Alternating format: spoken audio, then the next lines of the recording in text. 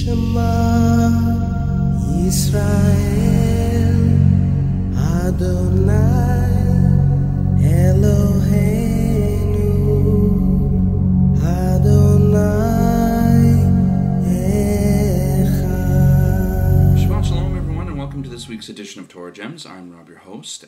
This week is Shemini Atzeret, or the 8th Day Assembly. It's the 8th day counted after the celebration of the Feast of Sukkot, or Tabernacles, also known as Booths.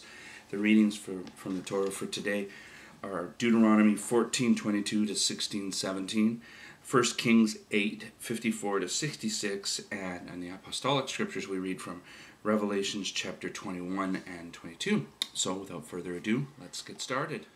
Today is Shemini Atzeret, or 8th Day Assembly. It's the 8th day counted according to Leviticus 23 after the Feast of Sukkot, or Tabernacles. It's to be an assembly today. That's really all the Torah says about it. It speaks loudly. Today I'm going to talk a little bit about Hebraic understanding of numbers, and I'm also going to talk about something that I've been studying that's pretty exciting stuff. And so let's get to it. First part, today is the day before the day we call Simchat Torah, which is the beginning of the Torah cycle. It's to be an exciting time. This is the time where we continue our reading of the Torah, the prophets, and the apostolic scriptures for another cycle, for another year.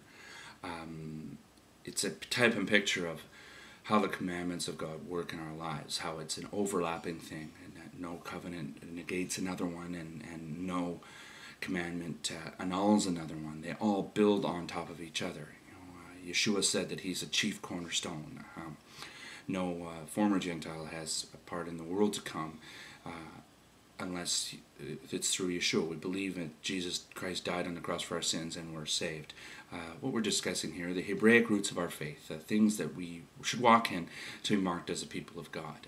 Believe in one God, one Torah, one people. Anyway, so the number 8 in Hebraic understanding. The priests were to be prepared for 7 days, and then on the 8th day they could enter into service in the temple. Children, newborn males, were circumcised on the 8th day. It speaks of new beginnings. 7 is a Hebraic number for completion, and 8 is a number of new beginnings. And there's no accident that this Shemini Atzeret falls the day before Simchat Torah, where we begin the Torah cycle again. New beginnings, where we are renewing our mind. Do not be conformed to the way of this world, but be transformed by the renewing of your mind. And God had a plan, and still has a plan, and an inheritance for us, a way for us to walk out that renewing of our mind. And how we do that is continued reading of His Word, and we meditate on it daily. This has been life to me and life to my family, and it can be life to you too. It's your inheritance. Yeshua didn't do away with the feasts of God. In fact, He caused them to stand up, and He didn't establish new feasts or a new religion. No. Lies from the pit of hell. But we're not going there. We're talking about new beginnings, and this is an exciting time. This is a time to not be focused on negative thinking or finger pointing or any kind of things like that. One of the things that I have noticed as I'm going through this new beginnings thought process here is those of us who are in the Hebraic roots movement, or some would call it the Messianic movement, or whatever you want to call it. I really don't like labeling things. I find that once man puts a label on it, he's going to put a whole bunch of rules and regs that are attached to it. And that's what we're not for. We're not against anybody, but we're certainly not for building a fence around the Torah. I've been learning about building a fence around the Torah and about the fences that have been built around the Torah through my study of the history of especially the first century believers, and those in the sect that Paul called the Way. And I was moved by the words of Yeshua this week as I was meditating during Sukkot. Yeshua said, "Behold, I am the gate. He who enters in through me will go in and out and find pasture. Of course, the field speaks of Torah. It's a Hebraic idiom.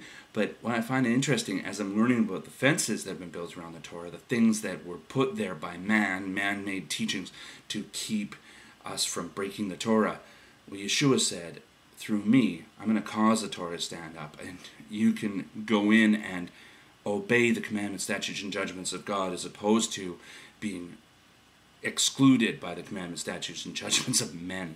So I found that interesting, and that's part of my new beginnings. And I've been learning about the things that the early church fathers in the Christian church have done, and the early church fathers from the Jewish standpoint have done, and how it's so important for us to practice forgiveness in our lives, because we could point fingers and, oh, it's this guy's fault or this guy's fault. Oh my gosh, you don't eat kosher? Well, that means you're not going to heaven. Well, that's a lie from the pit of hell too.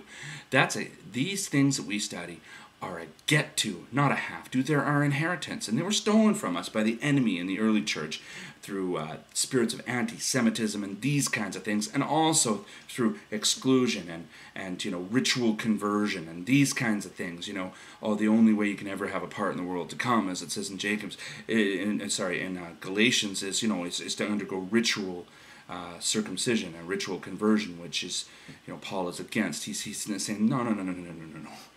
The only way that a Gentile ever had a hope was through Yeshua HaMashiach, Jesus Christ, the adoption into the family of Israel. Not to replace Israel, because that's a lie from the pit of hell. So, we're in a period of new beginnings. We're learning about one of the things that's taught on here in the reading from Revelation is the wedding supper of the Lamb. There are those that teach, if you don't keep Torah, you're not going to go to the wedding supper of the Lamb. That is something that, in my own personal study, I haven't gone into great detail with. I follow these things because they're true. It's truth. Jesus wasn't born on the 25th of December. It's some hold that he's born during the Feast of Sukkot and was circumcised on the 8th day. Others hold that he was born in the spring. I think that that's one of those questions that we can count out and find out, but really, that's contending over really something that can cause contention, that can cause us to fight, and I certainly don't want to see us fighting and contending with one another. What my heart is that the Christian people would learn the Hebraic roots of their faith, and that my Messianic Jewish brothers would see the fences around Torah, and that we could become one, that we could be an answer to Yeshua's prayer, that we would become one. So new beginnings. It's a new year. It's exciting times. We're starting Bereshit, one of my favorite Torah portions. They're all my favorite Torah portions. I love this stuff. I'm so excited. I just praise Yeshua. I just love Yeshua. Don't you just love Yeshua? Don't you love Yud-Heh-Vav-Heh? Don't you just love the Lord? Don't you just love the things that He's done in your life? Doesn't it just move you? Aren't you excited? And if you're not, how come? It's time for us to undergo that new beginning. These feasts are life to us. They're a way for us to walk. They're a type and picture of the millennial kingdom to come. The millennial kingdom to come. They're a type and picture of God's perfect society on earth. The reading from Deuteronomy basically states what the millennial kingdom will look like on earth. It's prophetic. We've got 3 feasts that we're going to have to come up to the place that God chooses each and every year. All the males, guys, are you going to buy your airline tickets? Are we we're gonna set aside that money? It talks about tithing. It teaches us. It taught me this week. As a quote-unquote messianic believer or whatever, somebody who follows the Hebrew roots of their faith, follows the God of Abraham, Isaac, and Jacob, and believes that the Torah is certainly not done away with in Yeshua's sacrifice, but brought to a right standing. I look at that and I see, how we're to tithe, and what an exciting time this is. It's a day of renewal. It's a day of new beginnings.